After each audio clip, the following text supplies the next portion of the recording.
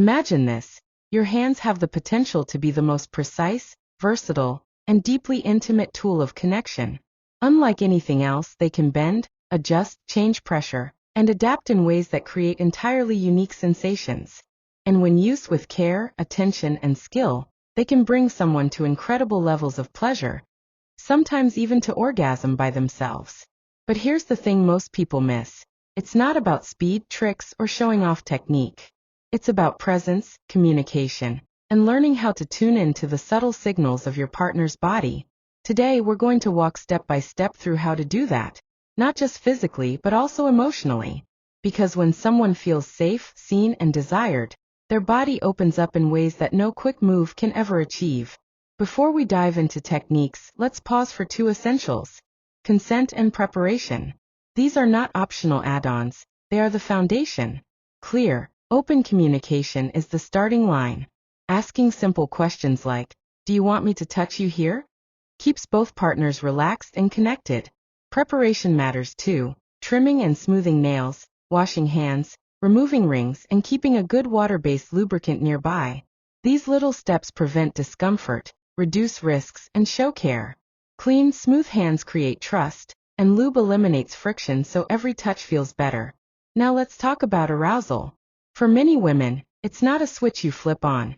It's a slow-building process that involves the whole body.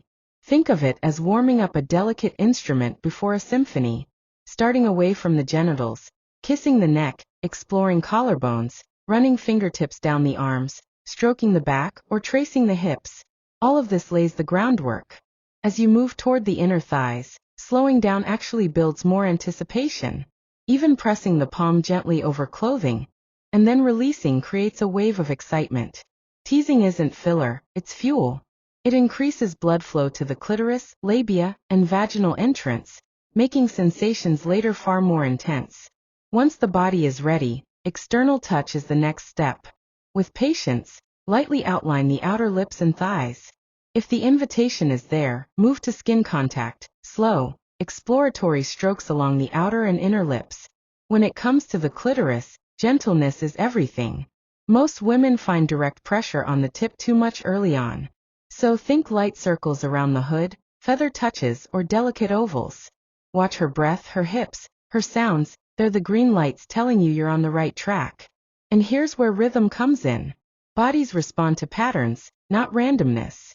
A steady motion often feels far better than a scattered one. Try circling just outside the clitoral hood, stroking vertically from pubic mound to vaginal entrance, or drawing soft figure eights. Experiment with one finger for precision or two fingers together for a broader, enveloping touch. And don't forget to ask simple questions. Softer or firmer? Faster or slower? That kind of check-in not only guides you, but also makes your partner feel included and cared for. Now what about going inside? This is a moment where sensitivity and communication matter more than anything. Lubrication helps, but wetness doesn't always mean readiness. A gentle question, "Do you want me inside?" keeps consent front and center. If the answer is yes, start with one lubricated finger, never dry. Move slowly, pause at the entrance, and give her body time to relax. Inside, fingers aren't about speed, they're about angle and pressure. A soft come here motion toward the front wall can feel worlds more satisfying than quick thrusts. If there's tension, stop, breathe together, and return to external touch. Inside, there's a special area often called the G-spot, about 1 to 2 inches in on the front wall. With arousal, this spot becomes more pronounced and can feel spongy. A gentle curl of the fingertip here, with light taps or strokes, can build deep, unique pleasure. Some women like steady pressure, others prefer rhythm. Many enjoy blended stimulation, where one hand stays inside while the other continues outside, or the thumb maintains gentle clitoral contact. This kind of coordination can create layered sensations that are deeply satisfying. If she wants more fullness, 2 fingers can be introduced with plenty of lube. The trick is not bigger movements, but thoughtful ones. Small arcs, a steady curl, and combining motions inside with consistent patterns outside can be far more powerful than exaggerated thrusting. The more aroused she is, the less motion you actually need. Consistency and pressure become the stars of the show. As arousal builds toward climax, your role is to notice. Her breathing quickens, hips press harder, thighs may tremble. These are signs you've found the right rhythm. The most common mistake at this moment is changing something. If she says, "Right there," treat it like gold. Stay with it. Changing patterns too close to climax can interrupt the buildup. Consistency is what allows her body to let go fully. There are also beautiful variations many women enjoy. Gentle hood strokes with 2 fingers forming a V, sliding the clitoral hood without direct contact. Long outer to inner waves, from thighs to labia and back out, which reset sensitivity. A broad palm pressing warmly over the vulva, offering a calming, grounding touch. Even placing a small pillow under the hips can change angles and make certain areas easier to reach. And through all of this, hygiene and comfort remain essential. If you move between anal and vaginal touch, always wash or change gloves first. If she feels pain or burning, stop, add more lubrication, and return to external stimulation. Sharp pain is always a no. Warmth or a gentle stretch is only okay if she says it is. Afterwards, aftercare makes all the difference.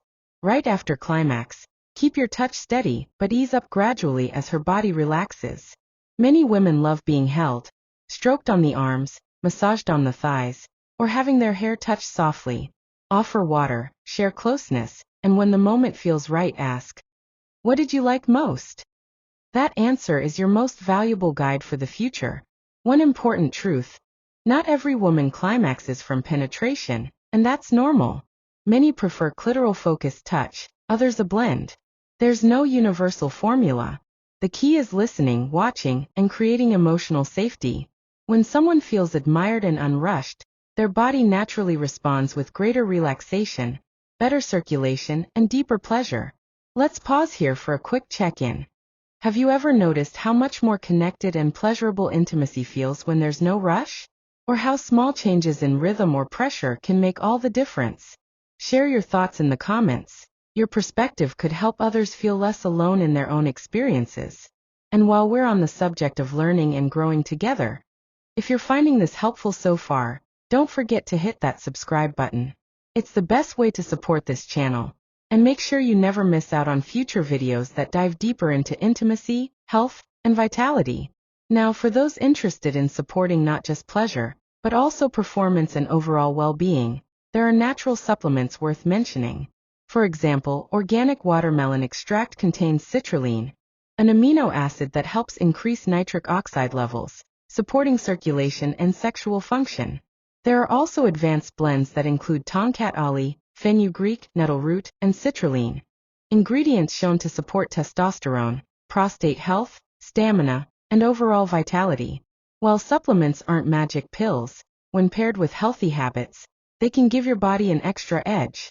As we come toward the end, let's recap briefly. Consent and preparation create safety. Teasing builds anticipation and arousal.